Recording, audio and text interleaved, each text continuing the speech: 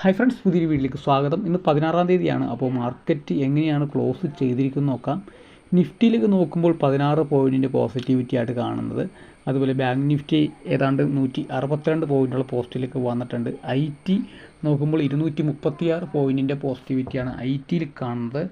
അതുപോലെ തന്നെ FMCG പോസിറ്റീവിലാണ് close ചെയ്തിട്ടുള്ളത്, 256 പോയിൻറ്റ്. ഓട്ടോയും പോസിറ്റീവിലാണ്.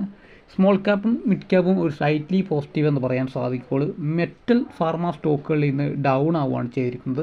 പ്രധാനമായിട്ടും PSU ബാങ്ക് സ്റ്റോക്കുകൾ ഇന്ന് ഗെയിനിലാണ് ക്ലോസ് ചെയ്തിട്ടുള്ളത്. നിഫ്റ്റിയിൽ നിന്ന് 20 സ്റ്റോക്കുകൾ പോസിറ്റീവിലേക്കും 30 സ്റ്റോക്കുകൾ ഡൗണിലേക്കുമാണ് വന്നിരിക്കുന്നത്. M&M, അതുപോലെ Wipro, tech Mahendra, SBI, Nestle India ഈ സ്റ്റോക്കുകളൊക്കെ പ്രധാന ഗെയിനേഴ്സിൽ നിൽക്കുന്ന സ്റ്റോക്കുകളാകുമ്പോൾ ശ്രീറാം ഫിനാൻസ് ഇന്ന് നെഗറ്റീവ് നിൽക്കുന്ന സ്റ്റോക്കാണ്. സൺഫാർമ, സിപ്ല ഈ സ്റ്റോക്കുകളൊക്കെ പ്രധാനമായിട്ട് ലോസേഴ്സിലേക്ക് വന്നിട്ടുള്ള സ്റ്റോക്ക്. PSU ബാങ്കിങ് സ്റ്റോക്കുകളിൽ നിന്ന് പോസിറ്റീവിലേക്ക് വരാൻ പ്രധാനപ്പെട്ട കാരണമായിരിക്കുന്നത് കേന്ദ്ര സർക്കാർ ധനകാര്യ മേഖലയിൽ പുതിയ പരിഷ്കരണങ്ങൾ ആസൂത്രണം ചെയ്യുന്നതിൻ്റെ റിപ്പോർട്ടിൻ്റെ പശ്ചാത്തലത്തിലാണ് ആ സ്റ്റോക്കുകളൊക്കെ ഇന്ന് ഗെയിനിലേക്ക് വന്നിരിക്കുന്നത്. അതുപോലെ നെറ്റ്വർക്ക് 18 മീഡിയ എന്ന് പറഞ്ഞ സ്റ്റോക്കിന് 13% അപ്പായിട്ടുണ്ട്. അതുപോലെ ITC ഹോട്ടൽ എൻ്റെ Q1 റിസൾട്ട് വന്നിട്ടുണ്ടായി. PAT പ്രോഫിറ്റ് ആഫ്റ്റർ ടാക്സ് ഇന്ന് ഇയർ ഓൺ ഇയറിൽ അപ്പാവുകയാണ് ചെയ്തിരിക്കുന്നത്. റവന്യൂ 15% അപ്പായിട്ടുണ്ട്. അതുപോലെ മാസ് ഫിനാൻഷ്യൽ എന്ന് പറയുന്ന സ്റ്റോക്ക് ഇന്ന് 10% അപ്പായിട്ടുണ്ട്.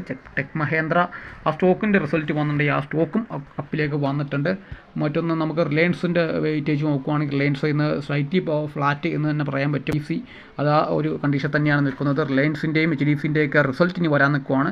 അതുപോലെ കൊടാക്ക് 8 രൂപയോളം ഡൗണിലേക്ക് പോയിട്ടുണ്ട്. ആക്സിസ് ബാങ്ക് 2 രൂപയോളം പോസിറ്റീവാണ്. ഭാരതി എയർടെൽ 2 രൂപയോളം പോസിറ്റീവാണ്. ICICI ബാങ്ക് 4 രൂപയോളം നെഗറ്റീവാണ്. ഇൻഫോസിസ് ഇന്ന് തിരിച്ച് വന്നിട്ടുണ്ട് 22 രൂപയോളം. SBI 15 രൂപയോളം വന്നിട്ടുണ്ട്. ITC 2 രൂപയോളം പോസിറ്റീവിലേക്ക് വന്നിട്ടുണ്ട്. സൺഫാർമ ഇന്ന് 26 രൂപയാണ് സൺഫാർമയിൽ ഡൗൺ പോയിരിക്കുന്നത്. വിപ്രോ കുറച്ച് ദിവസങ്ങൾക്ക് ശേഷം വിപ്രോയും പോസിറ്റീവിലേക്ക് വന്നിരിക്കുന്നു. ടാറ്റ മോട്ടേഴ്സ് 5 രൂപയോളം ഡൗണിലാണ്. അതുപോലെ ടാറ്റ സ്റ്റീൽ നോക്കുവാണെങ്കിൽ 1 രൂപയോളം ഡൗണിൽ പോയിട്ടുണ്ട്. ജിയോ ഫിനാൻസും ഡൗണിലാണ് നിൽക്കുന്നത്. അദാനി സ്റ്റോക്കുകളിൽ ഒരു മിക്സ്ഡ് ആയിട്ടുള്ള ട്രെൻഡ് നമുക്ക് കാണാൻ സാധിക്കും. അദാനി എൻ്റർപ്രൈസസ് 10 രൂപ പോസിറ്റീവ് ഉണ്ട്. അദാനി പോർട്ട് 11 രൂപ. അതുപോലെ അദാനി ഗ്രീൻ 5 രൂപയുടെ പോസിറ്റിവിറ്റിയാണ്. അദാനി പവറും അതുപോലെ അദാനി ഗ്രീൻ സൊല്യൂഷനും നെഗറ്റീവിലാണ് നിൽക്കുന്നത്.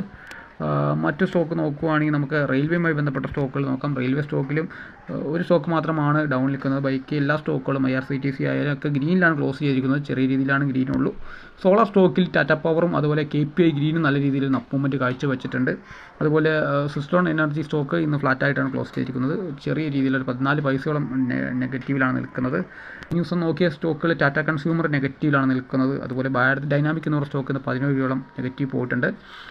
ജിന്താൽ സ്റ്റീൽ 12 രൂപയോളം നെഗറ്റീവിലാണ് നിൽക്കുന്നത്. നിഫ്റ്റി ചാർട്ടിലേക്ക് നോക്കുമ്പോൾ 25,221 എന്ന് പറയുന്ന ഒരു റേഞ്ച് പ്രധാനമായുള്ള റെസിസ്റ്റൻസ് ആയിട്ട് നമുക്ക് കാണാൻ സാധിക്കും. അവിടെ നിന്ന് ബ്രേക്ക് ഡൗൺ ചെയ്ത് താഴ്ത്തിട്ട് വന്ന് 25,133 എന്ന് പറയുന്ന ലൈനിങ് കൂടി ബ്രേക്ക് ചെയ്ത് താഴ്ത്തിട്ട് പോയി.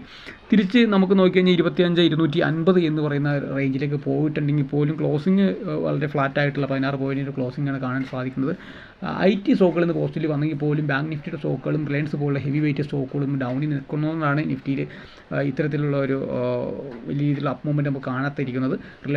റിസൾട്ട് വരാനിരിക്കുകയാണ്. റിസൾട്ട് വന്നതിന് ശേഷം അറിയാം എങ്ങനെയായിരിക്കും മാർക്കറ്റിൻ്റെ സെൻറ്റിമെൻറ്റ് എന്ന് നമുക്കറിയാൻ സാധിക്കും. അതുപോലെ താരിഫുമായി ബന്ധപ്പെട്ട വിഷയങ്ങളിൽ ആശാവഹമായിട്ട് തന്നെയാണ് നിലനിൽക്കുന്നത്.